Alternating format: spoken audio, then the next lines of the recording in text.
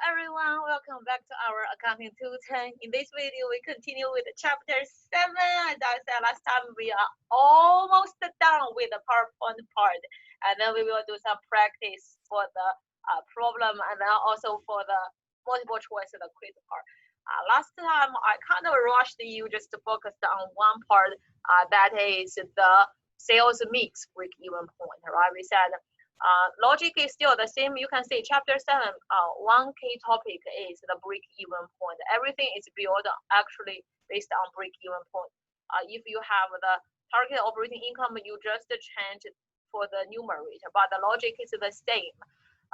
We said for the sales mix, you do two extra steps. First is you need to get the weighted average contribution margin or weighted average contribution margin ratio. And then you have to, after getting the break-even point for the basket, you have to time the portion for each specific product to get that specific product break-even point in dollar amount or in unit. We also talked kind of briefly for the sensitivity analysis, what will happen if this. We said for the conceptual questions, you may say something like this, which statement is correct? If your selling price increases, your break-even point will decrease. That's the proper statement, right? I said the other way to test you is give you some numbers to calculate. Hopefully we do the practice when we see our My Accounting Lab assignment. Okay, so today we are learning objective 5. Let's see how many pages up. I think we are done, right? So we just have learning objective 5. That's it. Oh my goodness. We are good. Okay, so two topics in learning objective 5, but I want you to focus on the first one, margin of safety. The second one, I personally don't really worry too much about. I talk about that just for your assignment. Okay, what's the meaning of margin of safety? Before we talk of this, I want to give you a very easy example in the daily life. Let's say I'm a student taking my accounting 210, right?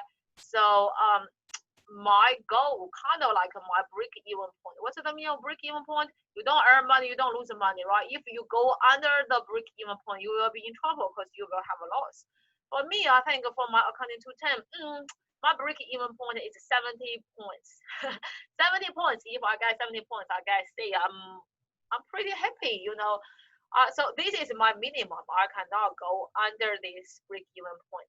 And then my current points, let's say after first exam, my current points is 92 points. I ask you a question. How many points you can lose before you reach the break-even point? So this part will be the points you can lose. You can lose how many points? 22 points. Then the 22 points will be your margin of safety. What's the margin that you can lose when you are still safe? Okay, why we call it a margin of safety? The margin you can lose something when you are still safe. If you lose 23 points, are you still safe? Yes or no? Oops, you will be 69. Unfortunately, you will get D. You are not safe. But if you lose 21 points, you are still safe because you will get 71 points. Okay, so right, this is the margin of safety. We got it. Oh, we are done. We can turn off the computer and go to sleep. Almost there. We look at some business numbers, but we carry the same logic. So first question is, what's the definition? Second question, I ask you, you want the margin to be larger or to be smaller? You want it to be larger. Larger is better. Larger means you have more space, right? So if you say I'm not 92, I'm only currently I'm just 72. Currently I'm just 72. So my margin is just 2. My margin is so small, so I'm very risky kind of, right? If I lose 3 points, I will not be safe. So you want the large margin to be larger. Larger margin means you are safer. Okay, so how to do this in our business? So what's this? We already talked. We said this is just a break-even point. How do we calculate break-even point? I believe all of you know now. You can be in the unit or we can in the dollar amount, right? And then what is this? This will be your current sales. This will be your current sales. How much your sale can drop, how much your sale can drop. It can either be units or it can be the dollar amount, okay? How many units you can drop before you reach the break-even point, or how many dollar amount you can drop before you reach the break-even point. Let's look at some business numbers. It express actual or expected sales over, so your current sales over the break-even point. And how many your sales can drop before you reach a loss, right? So we said the higher margin is less risky. We talked about the higher margin means risky. So now let's assume we still use the example 3. Now remember it said well, currently it's selling 950 posters, right? Currently it's selling 950 posters. It asks you what's the margin of safety in unit? What's the margin of safety? So we said your current sale is 950 units. We already calculated break-even point has to be 500 poster. You said, how did you get that? Go back all the way to your example 3. And then we said your break-even point has to be 500 units. Remember there? So now your current sale is 950, and then your break-even is 500. So you can decrease, your sale can drop by 450 posters. So if you drop by 450 posters, you are still safe. But if you drop by 451 poster, ta-da, you will have a loss, right? The other way to express is margin of safety in dollar amount. Our current sale is $33,250, and then we said for break-even point, the sale has to be $17,500.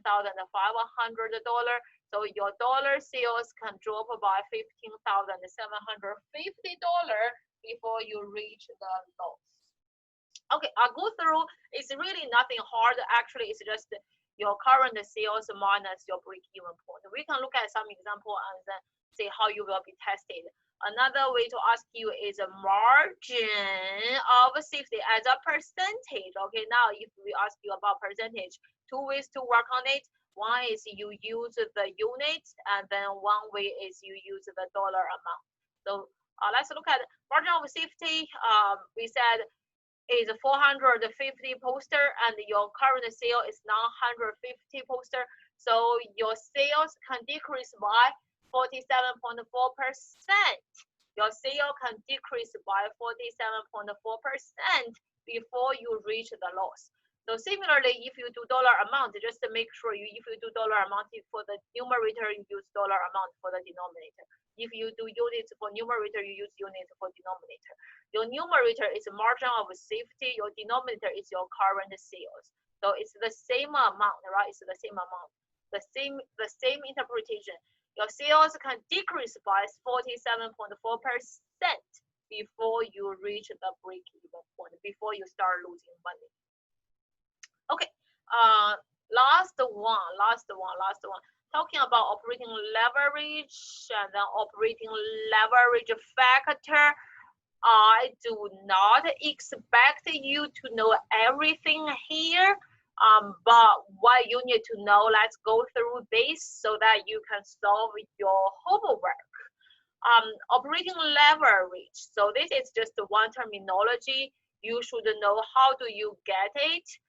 It's a factor basically called operating leverage factor. How do we do this? It's your contribution margin divided by your operating income.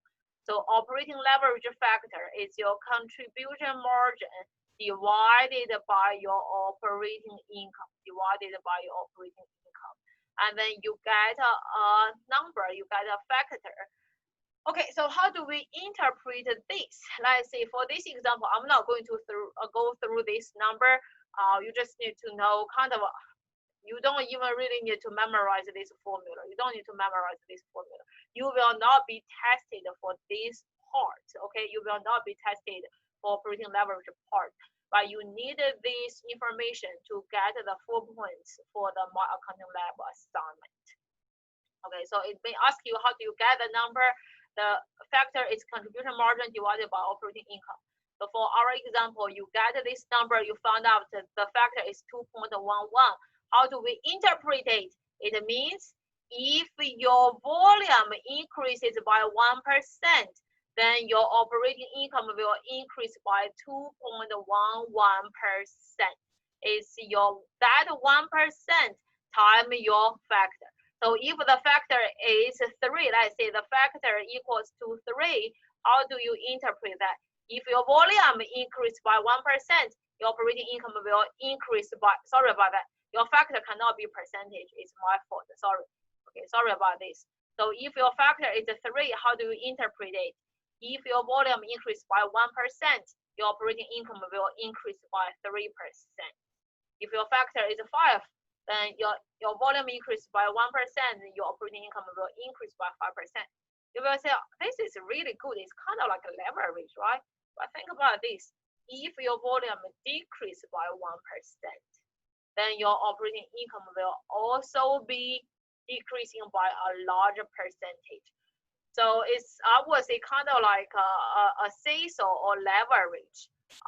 So if the factor is large, if it goes up, that's good. But if it goes down, then your operating income will also be decreased a lot. So it doesn't mean it's good or bad. It just means if the factor is large, it's riskier. It's more risk there. How you will be tested? You will just be tested in the My Accounting Lab assignment. I will not test you this part in the exam. Okay, I think I rushed all the way to the end of this PowerPoint, to the end of a handout. In the next video, we finally will do some practice together, and then I see you there. Thank you.